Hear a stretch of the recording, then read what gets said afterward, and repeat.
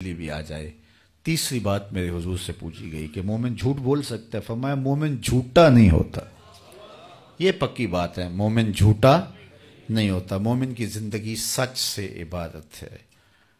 اور یہ حضور کا ایک فرمان ہے، جب کوئی شخص جھوٹ بولتا ہے تو اس کے منہ سے بدبو نکلتی ہے، جس کو عام لوگ تو نہیں سونگھ پاتے، لیکن اللہ کے رحمت کے فرشتے سونگھتے ہیں اور وہ 1 میل پیچھے ہٹ جاتے ہیں، اور اگر وہ پھر دوبارہ جھوٹ بولے تو 1 میل اور پیچھے ہٹ گئے۔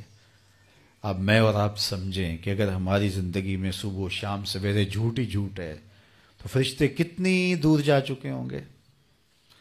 اور ہم سمجھتے ہیں کسی نے تعویذ ڈال دیے، کسی نے جادو کر دیا، کسی نے ٹونا کر دیا ہے، اور بھاگتے ہیں عاملوں کے پاس، وہ کہتے ہیں تو ویلے سے رہا گیا ہے، نہیں تو چل جانے تھے تعویذ۔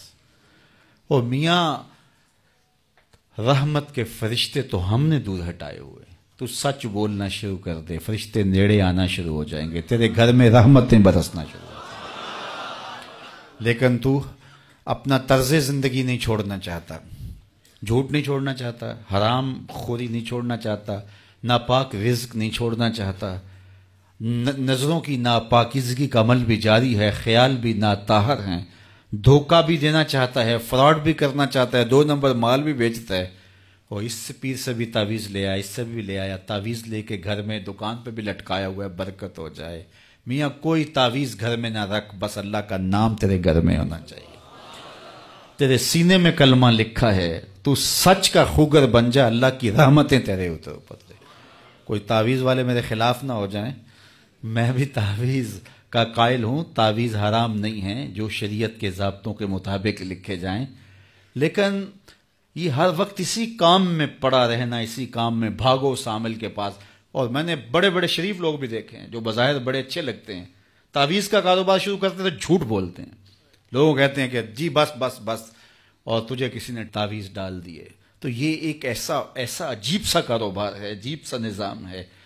تو یہ ہماری بدعمالیوں کا عکس ہوتا ہے ہماری زندگی میں، جو ہمیں بے چین کرتا ہے، ہمیں بے قرار کرتا ہے۔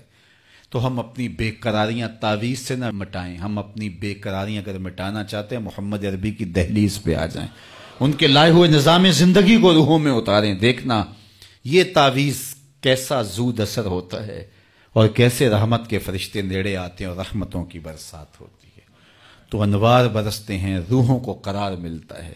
تو صاحب بات یہ ہے کہ حضور کے ساتھ محبت ہے، حضور کے ساتھ ہمارا ربط عشق ہے، حضور کے ساتھ ہماری الفت کا رشتہ ہے، تو اس رشتے کو ہم اپنے عمل سے ثابت کریں۔